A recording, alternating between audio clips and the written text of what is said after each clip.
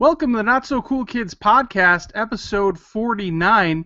We're titling this one Superman Walking, basically because our guest has an amazing new graphic, I guess you'd say comic book graphic novel coming out. It's called Solitary, and it's all about like a superhero guy. Well, I guess he's human to begin with. He goes to prison, gets electrocuted, gets powers. So it's kind of like a crime drama mixed with superhero, mixed with prison. Oh man, it's awesome. So welcome C.W. Cook to the show, comic book creator extraordinaire. Thanks for having me. Yeah, thanks for coming by, man. Appreciate it. So where are you out of right now? I am outside of Kansas City, in the suburbs of Kansas City, basically. Okay, excellent. And what's going on in Kansas City today? Anything exciting? No, really. I think the president was here a day or two ago, but not much excitement today. I think it's just business as usual. Business as usual. And that for you, that is writing and drawing and promoting comic books. I wish I could draw. Mostly it's writing comic books and working a day job. I work an insurance job, so besides that and comics, it's pretty much two full-time jobs. Awesome. And would you say that a lot of your writing and creativity comes from just things you thought up over the years? Or because I know in your Solitary Kickstarter video, you'd mentioned that this is a project that you've basically been working on in some aspects since you were 8 years old? That's true, yep.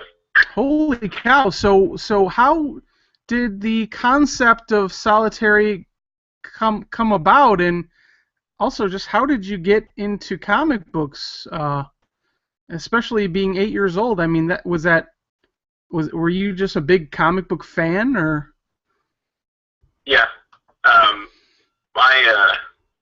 My family moved. We didn't move across states or anything like that. But when we moved, when I was about 7 or 8 years old, my dad found an old comic book, and it's actually the one I've had the longest. It was a small little Jones Store insert for Spider-Man versus the Hulk versus Kraven the Hunter, and it was a ridiculous comic book. But for whatever reason, that coupled with the Batman movies, the X-Men animated series, the Batman animated series, all those things kind of happening all at once, and Spider-Man animated series as well. Comic books kind of took a grasp of my brain and never really let go. So for the last 22, 23 years, comic books has been a big part of my life. And it initially started with, reading, drawing, because I can't draw now, but I probably draw about as well as I did when I was 8 years old, but as we all do, creating our own comics based on people like the X-Men or Batman, and then eventually starting to write my own stuff or draw my own stuff. That's got to be like exciting for a young person to kind of take their passion and really want to make it something, something real. I mean, it's a huge leap, and some people never take it. What was the thing that made you go, this is something I have to do? It was my dream for the longest time to create comics. I initially wanted to be an artist of comics, and since my art didn't continue, I started taking an interest in writing and in English literature and stuff like that. And creative writing is kind of where my background hit, and then just kind of the love of comics and the love of writing meshed together again as I got older, and discussing with a number of different comic book creators at comic conventions locally basically made me want to do it and stop saying I wanted to do it and stop claiming I was going to do it and just start doing it. That's awesome. That's phenomenal. And I mean, you've worked with some of the bigger independent names out there, Big Dog Inc., Blue Water, Action Lab, which we've had Dave Dwanch on the show, and Devil's Due currently with Solitary. Now, what made you want to kickstart Solitary, and what? Tell us a little bit about the project. Well, to go into detail on why I wanted to kickstart it, I have been working on this specific pitch since about 2007, so 7 years in, and have gone through a couple different artists where either the timing wasn't right, the artist wasn't right, or the name of the comic wasn't right at one point also. So a number of different pitches were out there, and then as this started happening, as Solitary started growing and becoming bigger and bigger and bigger, I got in touch with Devil's Due, I submitted it to them, they agreed to it, and then I had to start paying my art team. So over the last year and a half, I put a lot of my money and a lot of my own effort into it, and the Kickstarter was kind of a way of making sure that the art team was paid correctly, was paid on time, was paid for their efforts, and just to show them that I meant business. I wanted to get this done and get this done the right way. The project itself, as I said, has gone through a number of different configurations. This, I believe, is the strongest. The idea of what if Superman was on the Green Mile has always been there. Has always been, well, since 2007 it's been there. Where this idea of taking a guy who is a superhero, doesn't know he can't die, is convicted of a crime he didn't commit, put on death row and executed, and then a day or two later wakes up. Or even the same day wakes up. That's something I wanted to explore because it allows you to see, what is this guy going to go through? He can't die, but he's on death row. Holy cow. So he actually has superpowers prior to actually going to prison and getting electrocuted. Yes, and that's kind of the trick of the name Solitary. He is a superhero. He's one of the only superheroes. And he is in prison, obviously on death row, and he is essentially the sole superhero in this cell block full of awful people. Yeah, and it seems like there's a strong theme of redemption in this book. Would you say? I mean, is characters like Deadman inspire this type of character? I would say that definitely redemption is a big part of it. A lot of people will ask, if he has superpowers, why doesn't he just break out? And it's something that I initially didn't think about. I thought about how cool the idea was, and then I started exploring the moral question. If he has powers and can break out, wouldn't that just make him the villain they believe he is? So that's a big part of this story. He has to kind of fight himself in the sense of, if he can break out, which that's discussed and explained why he can't, but if he had the ability to, would he do it? Or would he stay and learn from what's happening? And again, he starts being a big part of, he meets a lot of people there. Some aren't as bad as others, and some are people that he helped put away. So, wow. Moral question will come into play, yeah. That is intense. And so how long is this series going to run? I hope forever. Yeah, of course. I really do. The initial arc is going to be 4 issues. Depending on how well the Kickstarter does, I've been telling people a lot of the stretch goals will entail pushing that further. So if possible, if we get, however much money, we might be able to push it up to 2 arcs, 3 arcs, or even an ongoing series. That's my goal, is to get this to be an ongoing series. Excellent. And for people like myself, I'm a guy who I don't read issue to issue. I'm more of a graphic novel, the collection in one shot. Will it ever be a possibility that you put them together in one book. Oh, definitely. The goal would definitely be, regardless of whether it's an ongoing series or a series of miniseries or just a one miniseries, the first 4 issues will be collected as soon as we're able to. So as soon as all 4 are out and the Devil's Due is ready to collect it, we will. And, hopefully we won't have to do another Kickstarter for that. Hey, but it's becoming a fantastic way for creative people like yourself to really kind of give the masses a little, I guess, connectivity into the lives of what you guys do, basically, and at the same time offer exclusive rewards for being a part of it. What are some of the rewards that are a part of your Kickstarter? Good question. We have, obviously, the digital copy of the first issue, the standard cover, the Kickstarter exclusive covers, and then we've got additional items like prints, shirts, buttons, the comic bundle, which is all 3 versions, the Kickstarter exclusive, the regular edition, and then the black and white edition. Then there's my favorite, well, my 2 favorites. There is the custom mugshot sketch where our cover artist, Carl Yonder, will draw your face on basically an incarcerated person going into jail.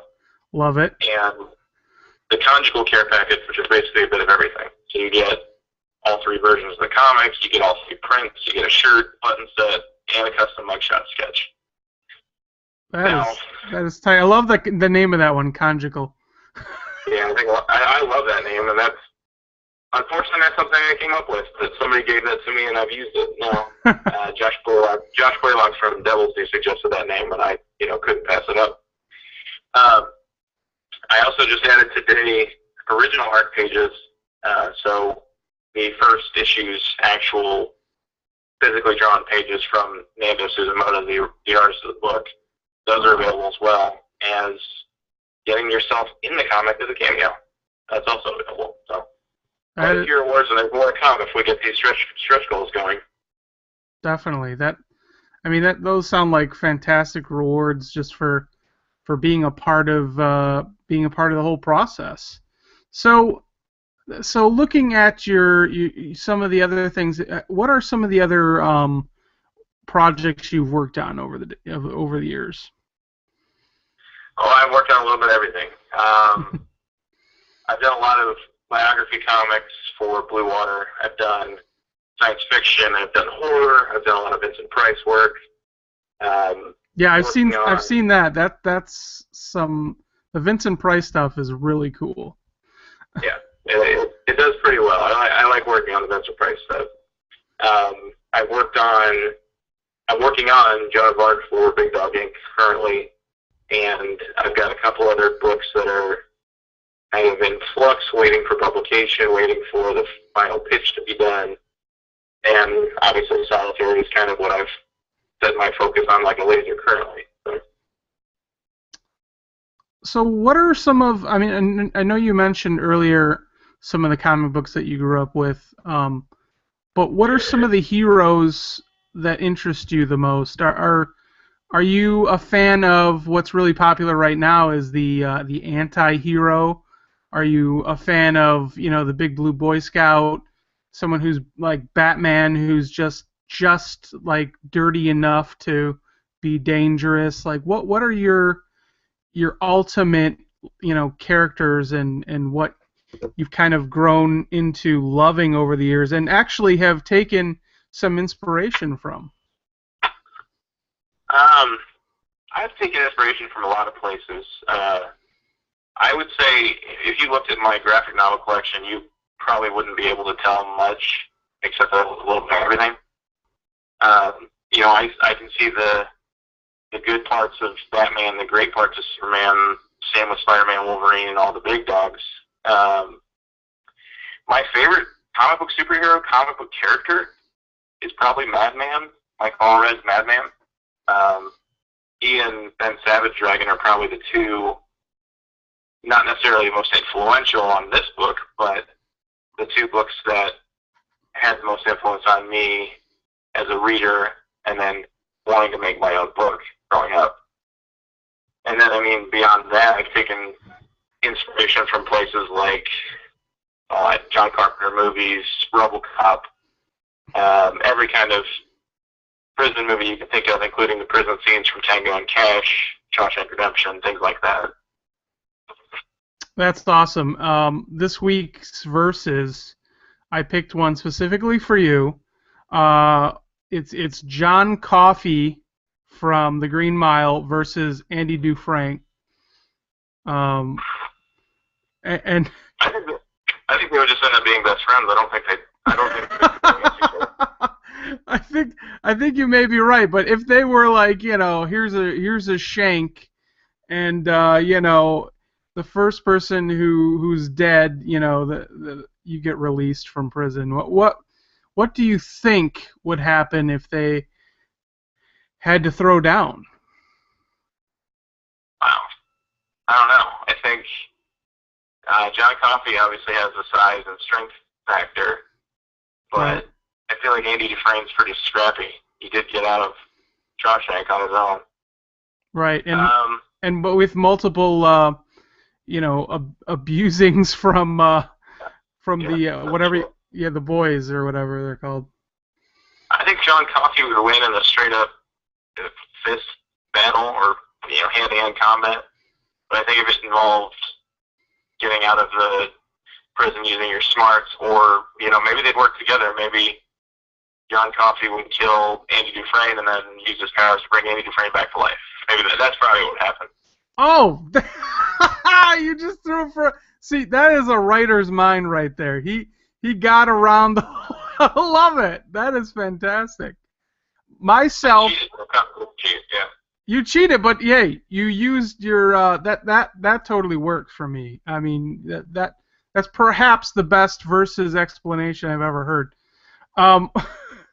Andy Dufresne, I mean, the only reason I think he may win is because he's one of those guys who constantly finds himself getting out of sticky situations, and like he can take, like you said, he can take a beating. I mean, the guy gets beaten up by the prison guards, he gets beaten up by a little gang that's within the and actually sexually abused too on top of that.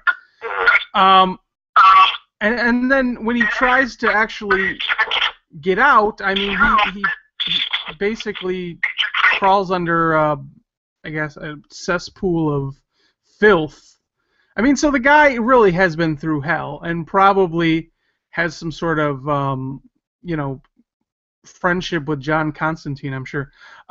So I don't know. I think maybe John Coffey just goes down. I don't know. But anyways, I love your explanation. It's so much better. I can't even follow up with that. Now, tell me a little bit about. I know we talked a little bit about your favorites as far as heroes, superheroes growing up, and actually your inspirations and stuff like that. Who's a character that you would love to see die? Love to see die? Yeah, like there are so many characters out there that either people love them or hate them, and there's a few out there that people just want to see go. See, I don't know. I mean, most of the big characters have died before or come back or right, in some aspect or not. And I'm of the opinion that I don't know. I don't necessarily think that death is necessary for a character to have to be brought back in a big way. But I also don't think I don't really think there's any character that I would willingly kill. There's annoying characters, but every character could be utilized in a better way if you really wanted them to. I think it's just a matter of getting to the core of the character. Like one of the characters I like a lot that no one seems to use or want to use is the Sentry from Marvel. It was kind of their superhero or Superman analog. Right. But I thought he was a great character, and he was was really well in his first miniseries, and his second miniseries was done really well, and it just seemed like they didn't know what to do with him. Mm-hmm. So those are a lot of the characters that I like is a lot of the characters that people don't really know what to do with. Yeah, absolutely. But I mean, that's the whole business side of it, right? So probably the Sentry wasn't getting numbers that they wanted, so he unfortunately didn't make the cut, I suppose. Yeah. Or, maybe he just didn't fit within the realm of Marvel Comics because a guy who's basically Superman with a personality disorder is definitely weird. Yeah. Which worked in a way, but he also kind of fit the role that Miracle Man now fits for Marvel. So, maybe it was just he wasn't right. For the time, basically. Exactly. Yeah. Yeah, I mean, talk about a little bit about the business aspect of creating a comic book for young up-and-comers who are, working on independent comics, and, maybe they're at where you were in 2007 and, just looking to start, what would you say is the most important thing to do as a writer and also a person who's taking this from a business standpoint? Well, I never really look at the business standpoint of my comics because when I create, I just want to create. I don't want to think about how it's going to sell or who's going to agree with it or who's going to think it's the best thing ever. But I know there are people smarter than me in business ways that that's their job. Mm-hmm. With me, it's always been a matter of I get in my own way a lot where I start thinking about things too much, or I think it's too similar to this, I think it's too similar to that, or, which has happened a couple of times, a name that I really like and want to use for a comic is used for something else, or used for another comic or a movie, and then I have to start over. The best advice I ever received was, no matter how many no's you get, no matter how many times people tell you no, saying no, say now's not the right time, if you give up, that's it. They're not going to come back to you a month later and say, hey, we said no to you a month ago, we want to talk to you now. All it takes is one yes. And even if it's a maybe, you can turn a maybe into a yes. And as long as you keep creating, as long as you keep writing, as long as you keep drawing, and working to make yourself better, you can turn that maybe into a yes, or you can turn a no, not right now, into a maybe, or into a let's talk later.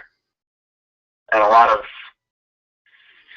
7 years worth of me creating comics has been pushing and hustling and trying to get my name out there and trying to get people to notice that I've done the work and put in the time. And now it seems like that's happening. And how does that make you feel as a person who's kind of, I wouldn't say have your dreams fully fulfilled, but I mean, you're pretty close. It's equal parts terrifying and gratifying. But that's life, so it's a matter of just rolling with it. And right now I'm just trying to make every opportunity happen with Solitary, with other writing that I'm doing, and if it happens, great. If it doesn't, I'm going to keep trying. And you're right, it does feel like I'm closer than I've ever been, and it's only taken me 7 years, but 7 years is nothing. It could have been 30 for 7 years. Yeah, and sometimes it is for creative. I mean, look at it's funny because you look at a lot of the careers in Hollywood, and a lot of them don't even start until you're like 50, 60 years old. And overnight success has happened, and it's like, well, yeah. In fact, I think somebody mentioned there was a newspaper article in San Diego about it, right around San Diego Comic-Con, about IDW being the new kid on the block. And one of their, either Chris Ryle or Ted Adams said, new kid on the block, we've been here 15 years. Exactly. I feel like I'm the new kid on the block a lot of times, but I know a lot of people that have been doing this longer and feel the same way. Right. Yeah, it's one of those things where you almost have to tell yourself that you're on top all the time, even if you're not, just to get you to the next level, you know. Yeah. I mean, Yeah, and look at being kind of, Action Lab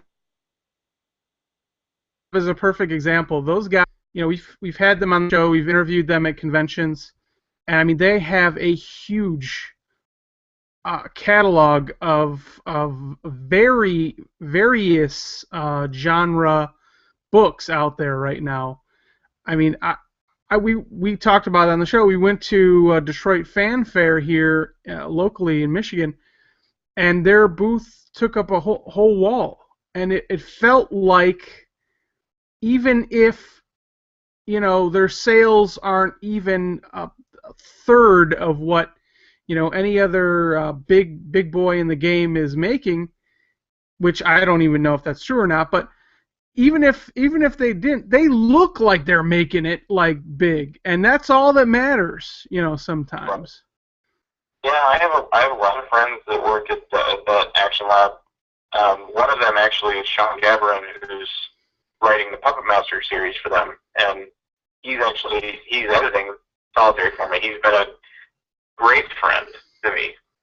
You know, met him through pitching to Action Lab and having a book get through a process and then not get picked up, but, you know, having him helping me, and then he's also writing Puppet Master. That's an incredible thing to have.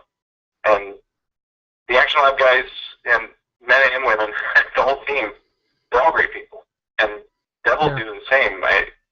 You know, it's funny to think that everybody remembers Devil Do as the guys who published Transformers and G.I. Joe, and now they're publishing this, you know, Solitary and Squarriors and Plume and Tales of Mr. Ree and Mercy Sparks. That's the other one I couldn't remember. You know, they have a varied line too, and it's great. It's, you know, I've been in independent comics for 7 years, and I'm getting my books out now, which is fantastic, and I'm happy. I'm where I want to be. You know, I want it to grow. I want it to get bigger, but I'm happy with the company I keep. That's excellent. Yeah, absolutely. We'd love to get Devils Do some of the representatives from their publications on the show. That's fantastic. I mean, they're really out there as far as independent comics. You know, the scale of quality has really risen like leaps and bounds over the years. I mean, you walk into a comic book store now, and sometimes I find myself picking up 3 or 4 independents rather than picking up some of the mainstay characters from like Marvel or DC. I mean, especially like you say, IDW. I mean, I just recently picked up the first Ghostbusters graphic novel in their series, and it's just phenomenal, you know, because does that make you feel kind of happy, or are you looking forward to possibly one day working for either DC or Marvel? I couldn't lie and say I would love to work for Marvel or DC, because I would. Right. You know, I grew up with those comics, I grew up with those characters, and I have ideas for pretty much every single character in both. Where I am now, I'm happy. I like doing independent comics. I like being in charge and making the decisions. It's tough. I mean, running a Kickstarter while doing a day job is completely tough. But, you know, it's also fun. It's surprisingly fun. I thought I would be harried and very just aggravated and stressed out. I'm a little stressed out. Kickstarter is not a stressful thing, but you know, with all the good press that's received so far, with all the comments I've gotten, with all the shares and likes and everything, you know, I sometimes think I'm dreaming, just because I never thought I'd get to this point. And would I turn my back on this for another book? Probably not. No. Well, I mean, you've been creating this particular story since 8 years old. I mean, you would almost be. Yeah, it'd be hard to turn my back on Solitary at this point. Yeah. Yeah, it would be like turning your back on your childhood, I suppose. Now, True. Yeah, it's my baby, and it's growing up right in front of me. yeah, that's amazing. Now, what what are some things you do besides obviously working on a Kickstarter? You know, you have the day job. What are some things you do to just blow off steam? Obviously, you go to conventions. You've kind of made your way around to a lot of the independents and stuff like that. What are some things you like to do? Um, wow. I still manage to hang out with friends and family, and my wife and I go out and go to dinner sometimes, and you know, I try to live as normal a life as possible in spite of having a day job and a night job. Um, the good news is I have insomnia, so if I can't sleep, I can just run. So, Some of the most there's always creative time. some of the most creative people have insomnia, so it works out well. That's true. Um, so that's great. So okay, let's kind of move away from we kind of got a good background of you and whatnot, but we do something on the show. It's called Headline Sucks, and it's just basically a couple of topics that I've kind of picked out of the headlines for this week or around this time, and just kind of talk about it a little bit. So, kind of talking about characters that are passing away before us that are beloved characters, and we've read and watched over the years. Archie is kicking it. According to Newsarama.com and a bunch of other sites, obviously, they've killed Archie in a very heroic manner. What do you think about this? I read the book, and I'm actually well versed in Paul Kupperberg, the writer. I actually got a chance to meet him at Comic-Con earlier this year, and I was actually on a panel with him. Very, very nice gentleman, and very, very good writer. He's been around for a while. I love the story myself. I know a lot of people probably did or didn't. It was an interesting take, and they didn't really kill Archie per se because it was in the more adult Life with Archie book as opposed to the regular Riverdale stuff. Right. If Archie's stories passed in real time, he'd have died probably 30 years ago. Now, do you think there'll be any Lazarus Pit for Archie? I'm sorry, say it again? You think there'll be any Lazarus Pit for Archie? No. I think he'll be dead in the Life with Archie book, and then he'll still have the other Archie books that come out with, the Riverdale gang. But I think crossing over with the Lazarus Pit would be pretty awesome if Ferrazzo brought it back to life. That would be pretty phenomenal. I don't know where that storyline would go, but the possibilities are pretty much endless. I'd want him to face off with Jimmy Olsen just based on the fact that they both have freckles and red hair. Right. Maybe it's like a mirrored universe, like they both think that they're each other. That's right. Now, another article from Newsarama.com, apparently, Comic-Con San Diego was a big hit as usual. Obviously, us poor folk that couldn't make it had to read about it online. But there was a lot of buzz for upcoming movies, including one of the most popular ones that's slated to come out very soon is Guardians of the Galaxy. What do you think about Comic-Con San Diego in general? Because with Star Wars coming back, apparently a lot of the TV shows that are coming up for both DC and also like things like John Constantine, Hellblazer. They're having a show for that, as well as some of the other titles out there like Daredevil and stuff like that. What do you think about cons like San Diego and their place in this kind of nerd culture universe, because some of the people that have always been fans of nerd culture and everything in it are kind of getting sick and tired of these huge conventions that are, basically too big for their own britches, and sometimes even too, I don't know what the word is. It's exclusive, and it feels like a lot of people are left out. I mean, what are your thoughts on that?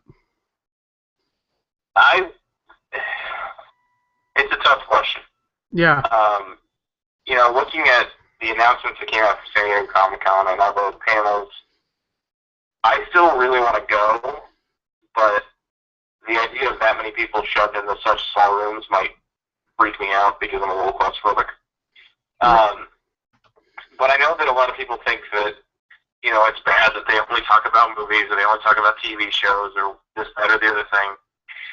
But, that's kind of just a perception of it at this point. Most of the news I read revolved around comic books, comic book TV shows, comic book movies. I didn't read about news about TV shows on NBC that I'll never watch. I read about Constantine and Gotham, or I read about Guardians of the Galaxy and Batman vs. Superman, or I read about, the new Marvel Axis. And, I tried to make sure that the news I was reading coming out of San Diego Comic-Con was all regarding comics or comic book properties. It didn't matter to me that Sons of Anarchy was there. Granted, they do have a comic. They have a comic from Boom Studios, or Boom Comics, whatever they're called. But I know a lot of people get really upset because Comic-Con San Diego Comic-Con specifically, is very devoted to TV and movies and the TV stars and movie stars. But again, if you look at it that way, that's unfortunate, and a lot of us do. But I'll tell you what, the Marvel announcements about the Star Wars books, the DC announcements, the image announcements, Image Expo with their 400 new single-issue comics that I want to read every single one of. Yeah, I mean, so I kind of see where you're coming from, and I totally get both sides of the spectrum. And I do too. My biggest thing is not so much the content that's there, which I think is phenomenal, that they're allowing these amazing studios and creative types to be coming in and kind of showcasing their goods. My problem is you go to these smaller conventions which are around, and it feels like there isn't that presence. And for like a person like myself, geographically, Detroit's one of the major cities in the United States, and yet their conventions are fantastic as far as they have all this types of stuff to do, but you don't see the presence of some of the bigger names and even like the bigger studios and the television and all that stuff. And it feels a little bit like San Diego is becoming this exclusive thing that only which is, it's horrible, because the whole idea of a convention overall is that everyone's welcome, everyone can come. It's a big party. When you walk in, you feel like you're family. So, then you add that layer, but then you add another layer to San Diego Comic-Con, which is, I've had friends that have gone and told me all they do is stand in lines all day. There's literally a problem as far as, I guess you could say, the logistics of the entire event. So, I mean, that's two problems that I think need to be addressed. And whether it be that, these I know they're busy. They're busy throughout the year with other smaller big conventions around the country, but I feel like if they really want to get people excited, they need to start branching out, because what they're doing is they're excluding a large amount of their demographic and really missing out on an opportunity to promote something that could be big for them. I mean, don't get me wrong, I'm not going to not go see Batman and Superman because, because I didn't see Batman and Superman being promoted at, Motor City Comic Con this year, but it just, to me, it makes me feel like maybe DC doesn't really care about Detroit, That's all I'm saying. Well, I can understand that too. I see both sides of it, and I spent a lot of time when I was reading the news looking up what my friends were doing or the announcements my friends had coming up, and that's what I was excited for. So, yeah, it's just a matter of, your mindset of it, really. If you're looking for a lot of comics news, but you're not on comic book resources or Newsarama or Bleeding Cool, or comicbook.com, you may not see the comic book news. Right. If you're on just kind of on a Google blast for San Diego Comic-Con, the first things you're going to see are probably going to be the Gotham show, the Constantine show, but the way I look at it, we've got, all the big hit movies have been comic book related or cartoon related or toy related. All the big new shows next fall are all going to be superhero shows. Yeah. It's a pretty awesome time to be a comic book fan and creator. Absolutely. I mean, I have never in my life been so excited to one day have a child of my own to expose all this crap. It's like you want the legacy to continue. Be like, look at the phenomenal amount of creativity that's going on. And I feel like a few years ago, there wasn't as much, just based on the fact that, it felt like we had all the mainstay characters that we've always seen, and we didn't ever get to see any new superheroes, or, then all of a sudden the anti-hero became really popular with shows like Breaking Bad and, projects that made like the villain, or a side of the villain, seem kind of cool, like you'd hang out with that guy. So, yeah, I mean, it's a great time to be a nerdy type guy and have so many things that you love. Now I have to mention CineFile this week. I went and saw the new movie Lucy. Did you see this preview for this film, or did you actually see the film? I haven't gotten to see it yet. I want to. Okay. I like Luc Besson a lot, and I'm warmed up quite a bit to Scarlett Johansson based on the Marvel movies. Yeah, absolutely. So I'm going to give my quick review without any spoilers. So, went to go see Lucy based on the trailer, which looked phenomenal. I mean, what a great concept, a drug that actually kind of speeds up, I guess, the access to your brain, which kind of gives you these superpowers, supposedly. And so it's a phenomenal concept.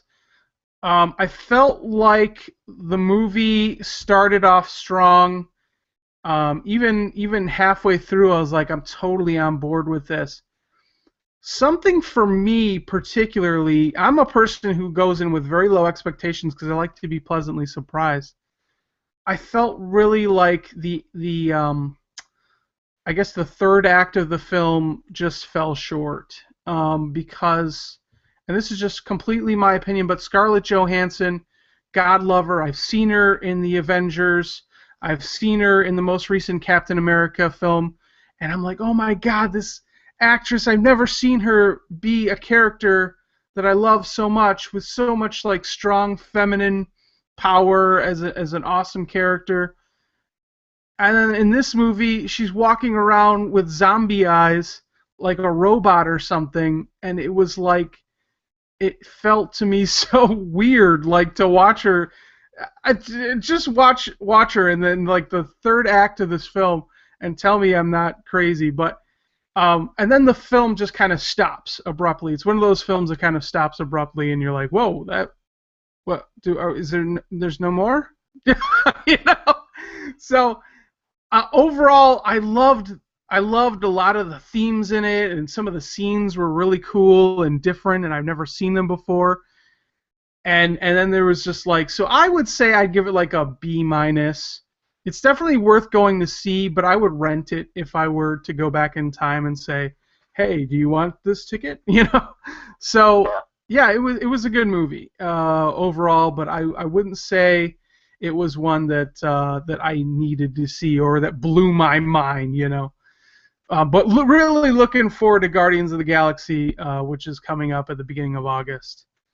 Now, last but not least, Collector's Corner. You already kind of mentioned it, but you have a favorite comic book from when you were a kid, and do you still own this comic book? I do.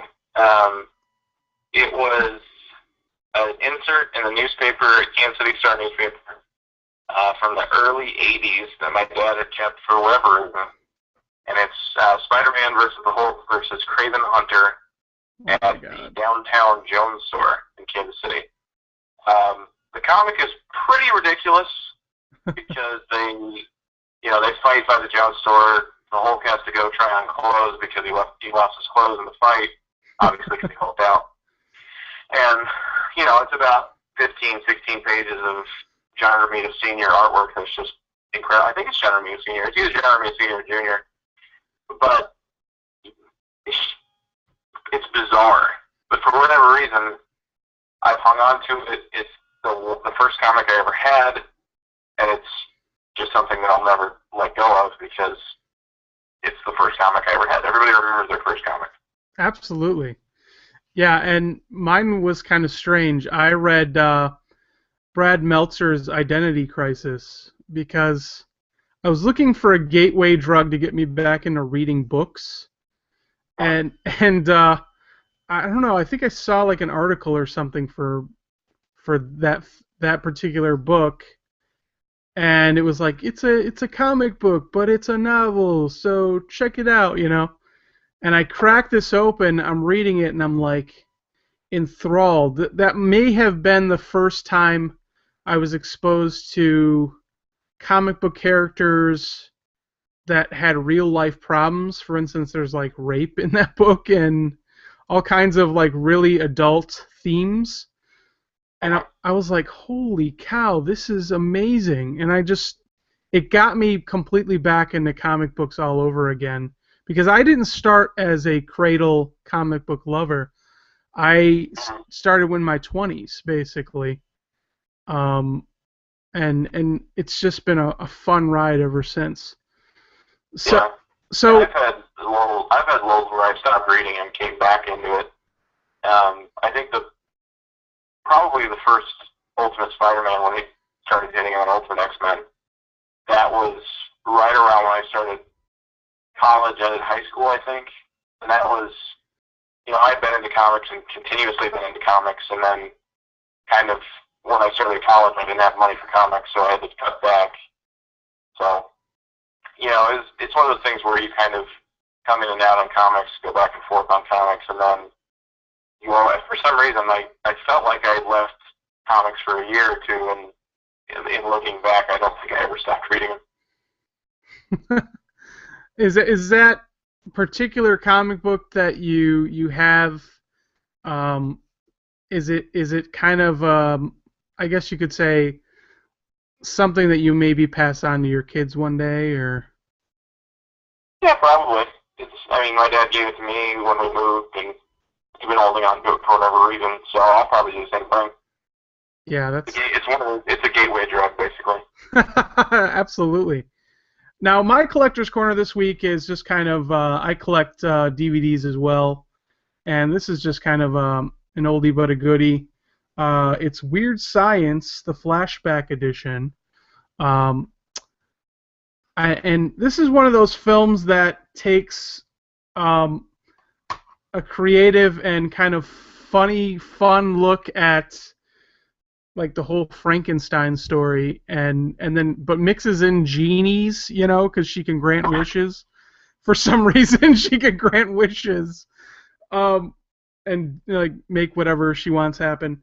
But I mean, this was for me one of my favorite all-time '80s films. What are some of your favorite '80s films? Big Trouble in Little China. Hell yeah! The Thing, RoboCop, pretty much everything John Carpenter ever did. What else?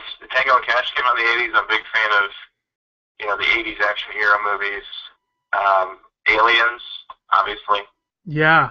I think Big Trouble in Little China and RoboCop are probably the two movies that if they come on, I have to watch in some way.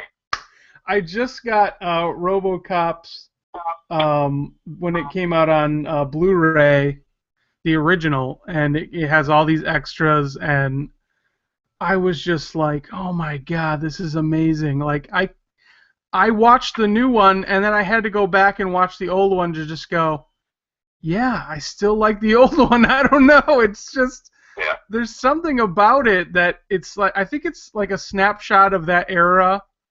And, just I'll buy that for $1, Yeah, exactly. It's fantastic. So, anyways, I want to thank C.W. Cook for coming on the show, the Not So Cool Kids, and we really appreciate it. And go out, support his Kickstarter for Solitary that's being published by Devil's Due. Also, go check out some of the other titles that he's worked on over the years with Big Dog Inc., Blue Water, and Action Lab. Now, where can people find your stuff? What's the easiest way to kind of get to you? I'm pretty accessible via Facebook.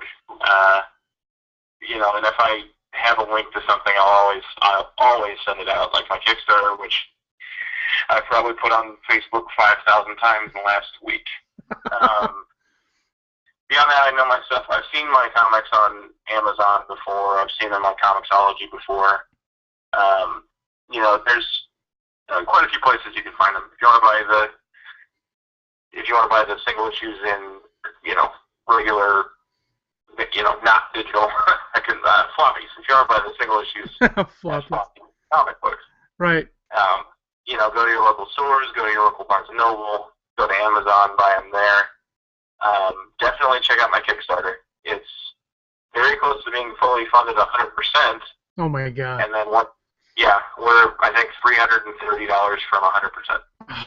Jeez. So, once that's fully funded, we can start doing stretch goals and pushing towards the ongoing series, like I mentioned.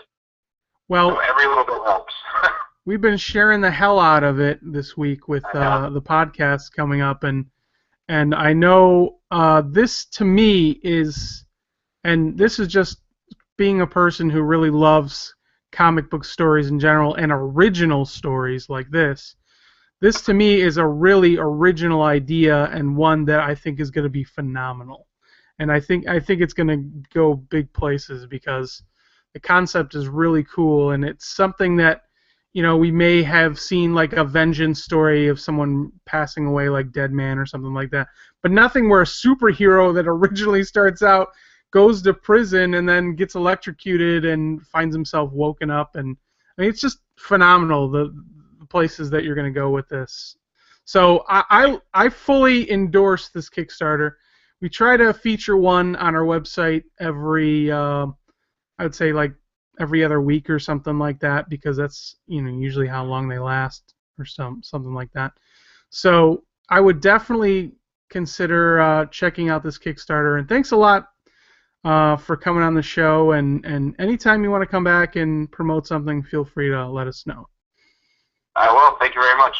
All right, thanks a lot. That was C.W. Cook from the Not So Cool Kids podcast sitting down with us and talking a little bit about Solitary. Power off. It's one of those books that I think is going to be a standalone success, and really kind of paved the way for some other fantastic books.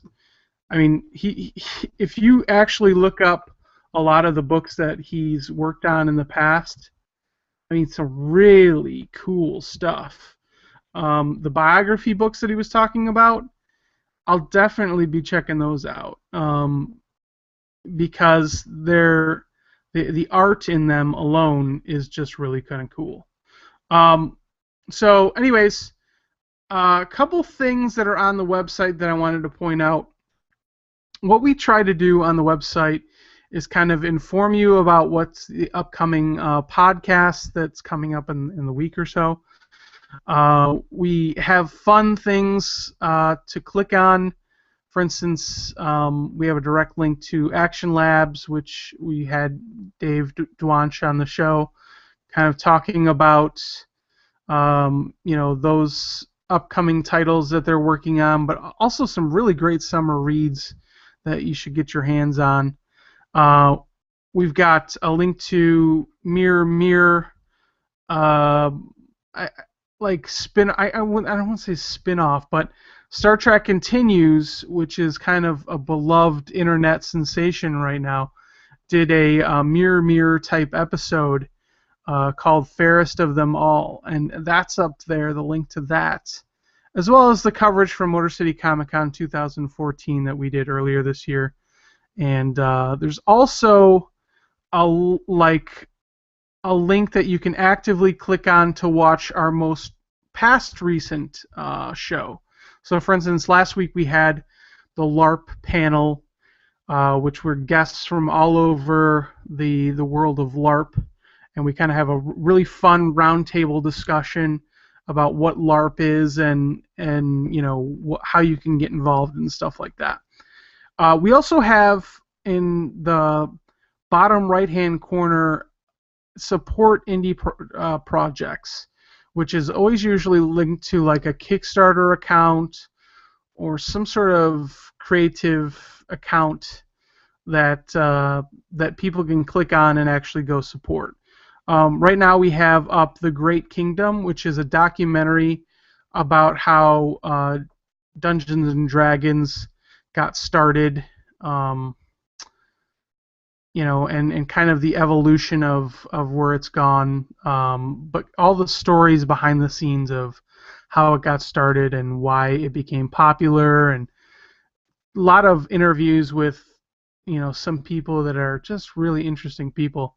So go check that out as well. It's another Kickstarter that deserves some attention if you're a big fan of tabletop. I guess you could say it's kind of like tabletop gaming, but it's more like pseudo LARP, I guess you could say. I've never played Dungeons and Dragons myself, but I know a lot of dice rollers, and they're just in love with it. It's a way to kind of escape. So then, of course, we got links on there for video podcasts, past video podcasts that we've posted some up there, but you can actually go to our YouTube page and find all of the podcasts. This is the 49th podcast. So check out all of our past podcasts. We have an Out and About section, which just has fun little audio interviews and photos and really all kinds of, I think, extra video content too, from like when we go to conventions and stuff like that, interviews and stuff like that. Photos, we've got photos from all of the conventions and the different things that we do in the community. You can contact us through the website, and you can also, this is a new thing, sign up for a newsletter, which is really easy. All you got to do is go to the newsletter link, type in your email address, and when we release a newsletter, it'll kind of give you some extra content to check out in your email. So you can do all of that and go to our website, check it out. We're also looking for some hosts. We're looking for some new hosts to join us every episode, or at least every once in a while, come on and talk about your nerdy love for stuff, and also help me ask questions of our guests. It's really an important thing to have kind of a conversation, and co-hosts are really a key part of that, make this show fantastic. So if you're interested in that, you can also contact us by clicking on the cookie on the main page of the NotSoCoolKidsPodcast.com. Now, we have some upcoming guests, which we're very excited about. Next week, we have Sean Weiss, who played Goldberg from the Mighty Ducks movies. You may remember him. He was also on a couple of really popular 90s television shows. We're going to talk to him about all that stuff and what he's been doing right now. So yeah, tune in for that. If you're a nostalgic movie guy like myself, definitely the Mighty Ducks is one up there where I go, holy cow! That I don't even like sports very much, but that movie for me was like one of my favorite It's like Sandlot, you know. It's phenomenal. So we're gonna have Sean Weiss on the show. He's one of my favorite characters too from the Mighty Ducks. We also, and that's going to be August 6th, I should mention, at 8 p.m. Eastern Standard Time. We're also going to have the World Foam League on, which is kind of the best way I could describe it is like a LARP meets WWF, WWE. So it's like two characters kind of that are their own crazy characters kind of square off in I'd say a LARP fashion, and I don't know, it sounds exciting to me. I saw it on Facebook and I'm like, that could really take off. So I'm going to have them on the show to kind of talk about that. So that's going to be August 13th at 8 p.m. The next show is kind of up in the air. We're still trying to figure that out. Larp City, which we talked about on the Larp Panel episode, is going to be September 10th at 8 p.m. And Larp City is a group of these folks that are getting together and wanting to create a place, not just a Boy Scout camp or a Girl Scout camp or a camp in general or in the woods. They want to make a world that is real, that people could go to, that has little shops and little taverns and, you know, a little like hotel where, you know, these characters can put their head for the night, you know, just lay down and get ready for the next morning for battle. So, you know, it's the concept of immersing yourself fully into this universe by building an actual, you know, place you can touch and see and feel and make you feel like you're actually there. And it's just a fantastic concept. And if they actually get it off the ground, I think it'll be like a big attraction LARP is huge, especially overseas. So that would be fantastic for tourists, and also just in general for people who love LARP. So that's September 10th at 8 p.m. Eastern Standard Time, of course. So those are some of the upcoming shows that we're planning on for you. So thank you for watching. Feel free to check us out at the NotSoCoolKidsPodcast.com. Contact us at NotSoCoolKidsPodcast@gmail.com, and let us know what you love or hate about the show. We want feedback. We love feedback, and we hope you continue watching. So we will see you next time for episode 50 of the Not So Cool Kids podcast. Thanks for watching, and we'll see you then, or when, or whatever. Just we'll see you later. Yeah.